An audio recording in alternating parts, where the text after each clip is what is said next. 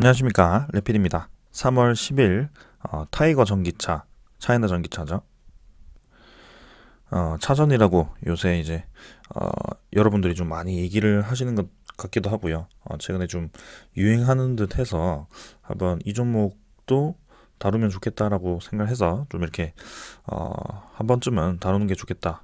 네, 그래서 오늘 이렇게 진행해 보겠습니다. 어, 일단 타이거 전기차, 그죠?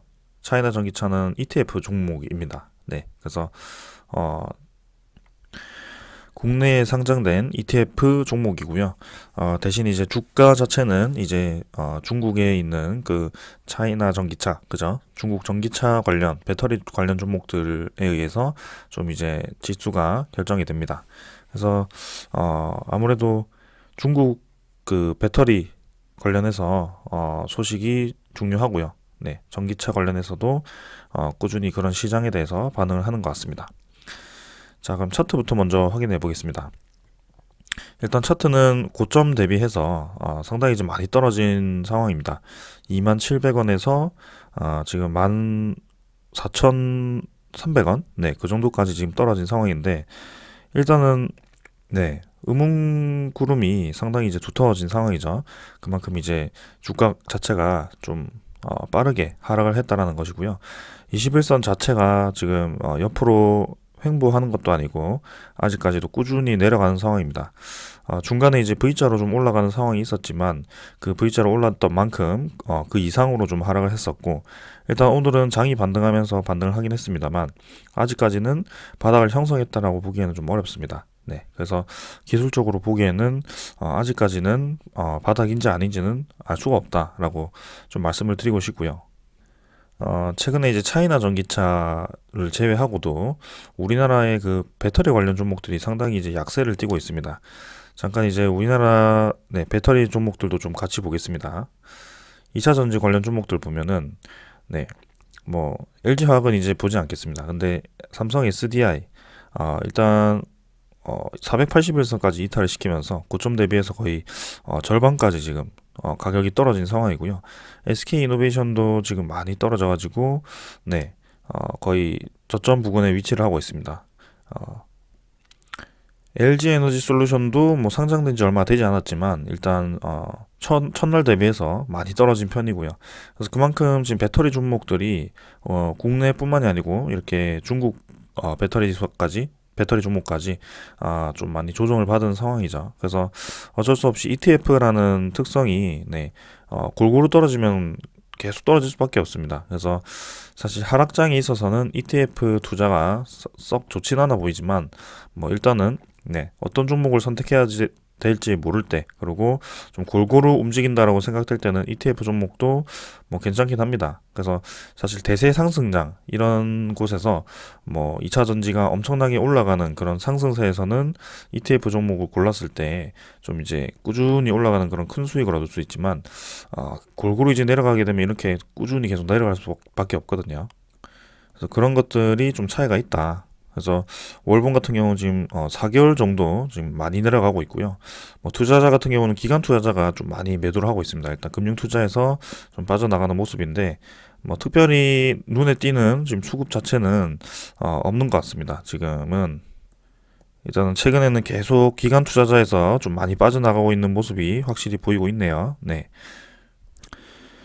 자, 그래서 투자자를 집계로 한번 합쳐가지고 한번 보겠습니다. 지금 보시면은 고점을 찍고 이제 떨어지기 시작한 때가 12월 한 3일 정도, 네, 그때부터 떨어지기 시작했습니다. 그래서 요렇게까지 누적 수입, 집계를 한번 보겠습니다. 투자자 수급을 3일로 한번 수정을 해서, 네, 보시면은 외국인 투자자가 420만 주 정도 매도를 했고요. 기관 투자자가 5천만 주 정도를 매도를 했습니다. 그 중에 금융 투자가 5,600만 주, 투신 보험은 크게 없고요. 은행이 이제 600만 주 정도 매수를 했는데 사실 뭐 큰 세력도 아닙니다. 은행은 그냥 600만 주, 네, 전체적으로 그냥 모은 것 같고요. 나머지 이제 금융 투자라든지 외국인 투자자는 크게 이제 매도를 했죠. 그래서 아무래도 솔라 액티브 이게 이제 네 차이나 전기차 그 펀드 중에 일종이기 때문에 금융 투자 쪽에서 활발하게 거래를 좀 하는 것 같고 5,600만 주 될 만큼 상당히 이제 많은 부분을 이 차익 실현을 했다라는 소리입니다. 그래서 이 차익 실현을 끝내고 이제 다시 들어와서 주가를 이제 끌어올릴지가 이제 중요하게 될 텐데요. 네. 그래서 언제 다시 들어갈 수 있는지, 그리고 지금 이제 주가가 떨어지는 이 하향세가 멈추었을 때 다시 올라가는 구간이 그 이상으로 나올 것인지, 그게 이제 좀 중요하게 될 겁니다. 근데 이제 지금 제가 보았을 때는 주변 상황들을 좀 살펴보아야 된다라는 것이죠. 그래서 지금은 전기차에 대한 그런 좋은 이 소식들, 네, 성장률이 이제는 이미 패를 다 깐 겁니다. 네. 이미 이제 전기차 종목들, 반도체 종목들이, 2차 전지 배터리 종목들이 올라갈 때는 연 평균 성장률이 이미 다 오픈이 되었고요. 거기에 대해서 고성장을 할 거라는 것은 누구나 다 알고 있었습니다. 네. 그래서 그 고성장이 계속 지속이 되었다가 이 성장률이 떨어지기 시작했을 때 어떤 큰 이벤트로 인해서 성장률이 떨어진다면 당연히 떨어질 수밖에 없습니다. 그리고 배터리 생산 기업이라든지 전기차 생산 기업들이 경쟁 업체들이 이제 시장에 뛰어들어서 그 시장이 이제 포화되기 시작했을 때는 또 이제 시장이 꽉 차기 때문에 네, 앞으로에 대한 그런 고성장을 기대하기 힘들 수도 있습니다.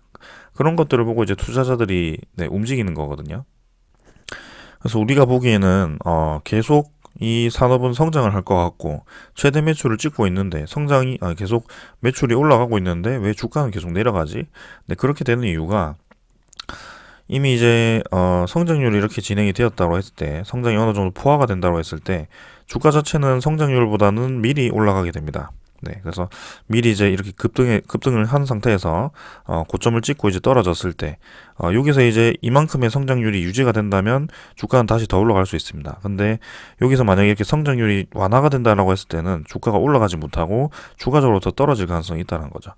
네, 그렇게 이제 주가가 움직이기 때문에 여러분들은 이런 구간에서 올라가지 못하고 오히려 이 고점에서 올라가신 분들은 이제 네, 굉장히 이제 좀 위험할 수 있는 그런 구간이 되는 거죠. 네. 어, 자, 그래서 오늘 제가 가져온 소식들을 좀 보면서, 이 2차 전지 시장, 그리고, 중국산 배터리 시장이 과연, 앞으로 전망이 있는 것인지, 위험 리스크는 없는지, 그거에 대해서 좀, 살펴보려고 합니다. 일단 전기차 시장은 2030년까지 대부분 이제 전기차로 한다라고 해가지고 이제 8년 정도 만에 이제 많은 차량들이 변화가 될 겁니다. 그래서 전기차에 대한 수요는 증가를 할 수밖에 없고요. 거기에 대해서 뭐 시장이 성장한다는 것은 다 알고 있습니다. 근데 그 성장하는 것이 이미 주가에 대입이 되었을 경우에는 우리가 기대하는 것보다 시장 성장률이 낮아질 경우에는 낮아질 수 있다. 그렇게 이해를 하시고 이제 제가 가져온 소식을 좀 보시면 되겠습니다. 자, 러시아발 원자재 후폭풍입니다. 여러분들 다 아시죠? 러시아와 이제 우크라이나가 전쟁을 하기 시작하면서 러시아가 특히 원자재를 여러 종류를 좀 많이 판매를 합니다. 그래서 원유라든지 천연가스라든지 그리고 뭐 티타늄이라든지 반도체에 들어가는 그런 가스 원료라든지 아니면 니켈 이런 것들도 판매를 하고요. 그래서 그런 것들 때문에 이제 러시아 쪽에 이제 전 세계적으로 이제 규제가 들어가면서 그 원자재를 이제 수입을 할 수 없게 된다. 네, 그런 얘기가 나오기 시작합니다. 그래서 이 원자재 가격이 급등을 하기 시작하고요. 그래서 반도체와 이제 배터리가 공급망이 이제 위기가 된다라는 얘기가 나오고 있습니다. 이제 그거를 네, 받지 못하게 된다니까 이게 뭐 우리가 가지고 있는 거를 쓰고 그 다음 거를 이제 뭐 좀 받지 못해도 우리가 버틸 수 있는 양이 있죠. 충분히 당연히 있을 겁니다. 근데 이 지금 글로벌 경제의 움직임은 이걸 받지 못한다라고 했을 때 우리가 가지고 있는 그 가격 자체가 시장 가격 자체가 엄청나게 올라가 버리니까요. 이게 이 뭐 원자재를 이용해서 생산하는 기업들 그런 기업들이 바로바로 타격을 받을 수밖에 없습니다. 그래서 그런 것들이 이제 시장 성장성을 저해하는 요인이 될 수밖에 없는데요. 지금 보시면은 자, 2차 전지 위주로 보겠습니다. 일단 반도체도 지금 희귀가스, 크립톤, 네온, 제온이 이제 가격이 올라간다라고 해서 상당히 이제 반도체 시장도 타격을 입을 수밖에 없는 상황이다라고 말씀을 좀 드리고요. 2차 전지 핵심 소재 니켈, 알루미늄이죠. 2차 전지 제조 원가의 50%를 차지하는 니켈과 알루미늄 값도 천정부지로 치솟고 있다. 그래서 러시아는 니켈, 알루미늄 모두 생산량 기준 3위의 자원 부국이다. 이렇게 나와 있고요. 그래서 니켈, 알루미늄이 이제 급등을 해버리니까 니켈 같은 경우는 배터리의 출력을 결정짓는 양극재 핵심 소재다. 그러니까 그만큼 이제 배터리에 들어가는 니켈 배터리에 들어가는 이 굉장히 큰 중요한 재료인데 그 재료가 이제 원가의 거의 뭐 50% 차지한다고 하죠. 그러면 2차 전지를 생산하는 기업 입장에서는 니켈 가격이 올라갈수록 이제 하나당 생산 단가가 엄청나게 올라갈 수밖에 없는 겁니다. 그래서 기업 경쟁력이 그만큼 떨어질 수밖에 없고요. 네, 생산량도 그만큼 늘리기가 부담스러울 겁니다. 지금. 네. 그래서 그런 것들 때문에 지금 이제 국내 배터리 시장이 좀 타격을 받을 수밖에 없는 상황이고요. LG 에너지 솔루션 같은 경우는 이렇게 2022년에 전기차 탑재량 생산량 확보 계획을 이렇게 세워놨는데 지금 이렇게 원자재가 가격이 급등을 해버리니까 그 계획이 어떻게 틀어질지는 더 봐야 되는 상황입니다.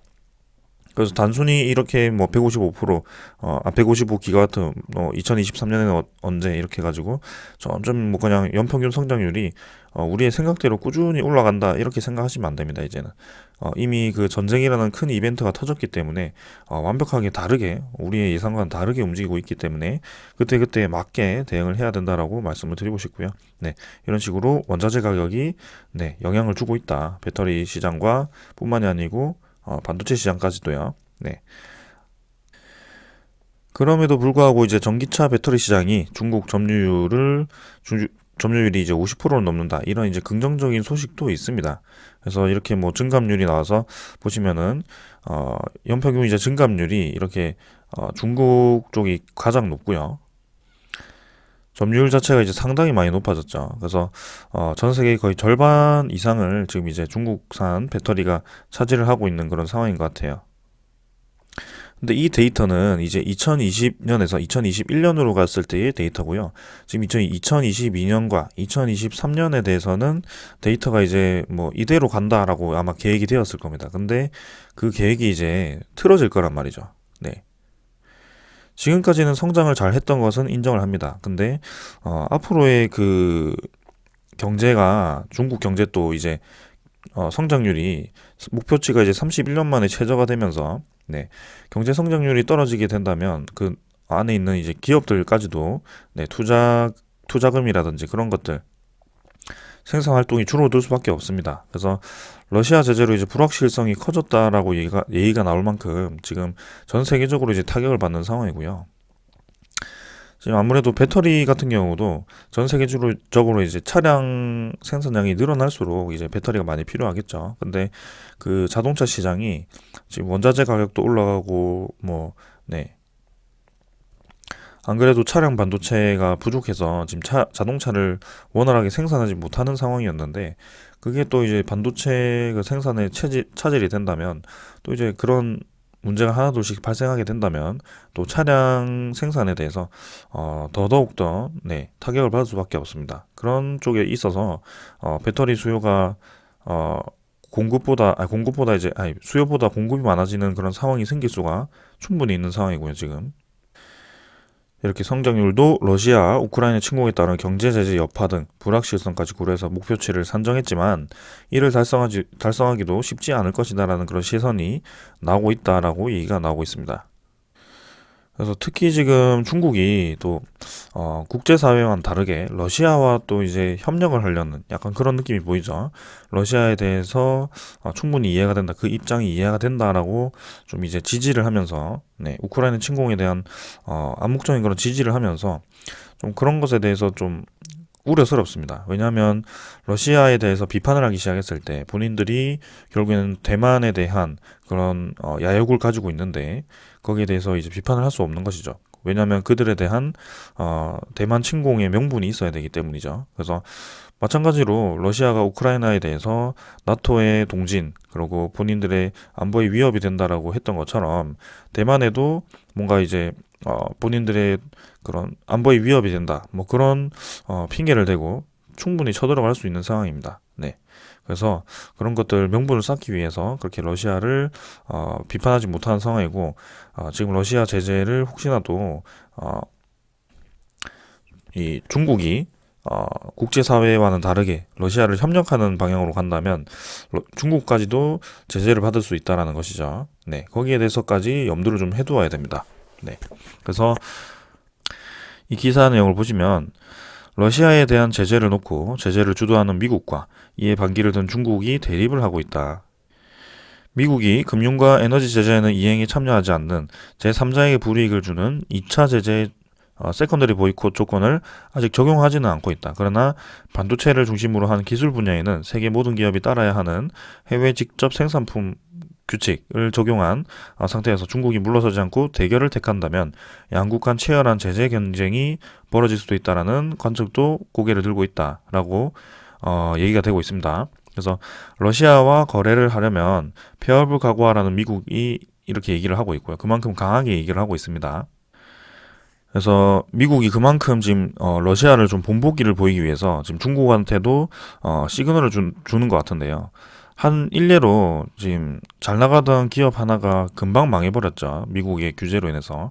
그 기업이 뭐였느냐? 공교롭게도 중국의 기업이었습니다. 화웨이 여러분들 아시나요? 지금 규제 자체가 이제 FDPR이라고 해서 외국 기업이 만든 제품이라도 미국이 통제 대상으로 정한 자국 기술을 썼다면 수출을 금지할 수 있도록 한 제재 조항이다. 그래서 반도체 등 첨단 산업에서 소프트웨어, 생산 설비 및 재료, 핵심 부품에 이르기까지 미국의 핵심 기술이 쓰이지 않는 사례를 찾기 어렵다는 점에서 이 조항은 미국의 독자 제재에 효력이 전 세계로 확장되는 강력한 힘을 부여한다. 뭐 이렇게 되어 있습니다. 그래서 결국에는 이 FDPR로 인해서 세계 최대 5G 중계기 공급업체이자 삼성전자가 삼성전자와 더불어서 세계 최대 스마트폰 제조사이던 화웨이의 몰락을 잘 보였죠. 그래서 도널드 트럼프 대통령 재임 시절에 화웨이의 공급망 마비를 겨냥한 제재를 가동하기 시작했다. 이렇게 얘기가 나옵니다. 그리고 중국의 반도체 굵기도 지금 미국에서 견제를 하면서 SMIC라는 이 기업이 그 중국의 또 SMIC가 아니고 그 칭화 그룹인가요? 네, 그 반도체 그룹이 통째로 이제 망해버렸었죠. 그래서 중국이 반도체 굵기를 실패한 이유가 미국에 대한 제재 때문입니다. 그래서 지금 2차 전지에 대한 제가 얘기하고자 하는 것은 그 배터리 시장도 지금 상당히 점유율이 높고 성장성이 기대가 되지만 만약에 이제 러시아 쪽과 붙고 그다음에 뭐 대만 침공에 대해서 그런 국제사회와 대결을 택한다면 충분히 그 시장 점유율 자체는 의미가 없는 숫자가 될 수도 있습니다. 왜냐하면 국제사회에서 그 2차 보급망 우리나라도 배터리 제조를 잘 하고요. 그런 것들에 대해서 차선책이 있습니다. 중국산 제외를 하고도. 그래서 그런 것들을 생각했을 때는 이 지금 국제사회의 정세가 상당히 중요하게 되었고요. 이게 그냥 반도체 2차 전지 시장이 성장을 하기 때문에 차이나 전기차를 버텨서 계속 가져가야 된다. 혹은 지금 매수를 해야 된다. 그런 것은 잘못된 생각인 것 같습니다. 이제는. 그래서 그 시장을 좀 전체적으로 바라보는 시각이 좀 필요할 것 같고요. 네, 지금 뭐 만약에 쌍바닥을 찍고 반등을 한다라고 하더라도 크게 지금 이 고점까지 올라간다라고 보기에는 좀 무리가 있는 상황입니다. 그만큼 리스크가 커졌고요. 전체적인 시장 자체가 금액이 좀 빠지면서 금리 인상으로 인해서 시장 자체가 좀 빠지는 상황에서 ETF 종목은 안 그래도 조금 전체적으로 빠질 수 있는 부분이 있었는데 지금은 중국이라는 그런 미국 중국이라는 그런 대결 구도가 또다시 형성될 수 있는 그런 좋은 환경이 만들어졌다는 거죠. 그 나쁜 환경이죠. 네. 그래서 투자자 입장에서는 그런 것까지 생각을 하셔야 된다. 네. 그래서 이런 거 투자하실 때는 조심하시고요. 만약에 내가 이런 데서 막 물려가지고 있는데 계속 진짜 밑 빠진 독에 물 붓듯이 물을 계속 타지 마시고요. 올인한다고 되는 게 아닙니다. 이거는. 그래서 이렇게 바닥 없이 계속 내려가는 종목들은 바닥이 나올 때까지 그냥 지켜보셔야 됩니다. 이렇게 쌍바닥도 사실 이런 큰 하락에서는 크게 도움이 되지 않고요. 적어도 3번 정도 돌리고 21선 자체가 위로 들었을 때 그때가 이제 진짜 반등하는 시기라고 볼 수 있습니다. 그래서 그때까지가 아니고서야는 네, 차분히 지켜보시는 게 좋고요. 그리고 이렇게 차이나 전기차에 대해서 중국 전기차에 대해서 시장 점유율이 높고 성장률이 높다라고 점쳐져서 계속 좋지는 않을 수 있습니다. 그래서 앞으로의 일은 그렇게 장담할 수 없기 때문에 이렇게 차이나 전기차에만 올인을 하지 마시고, 그리고 전기차 시장에만 올인하지 마시고 여러 종목을 포트폴리오를 짜서 좀 투자를 하시는 것이 좋을 것 같습니다. 네.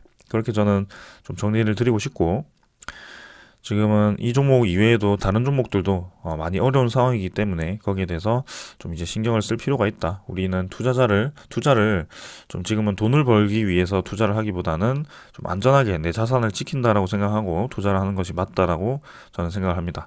그래서 하락장이 끝날 때까지는 좀 보수적으로 투자를 하시기를 바라겠습니다. 자, 오늘 여기까지 하고 마무리하겠습니다. 감사합니다.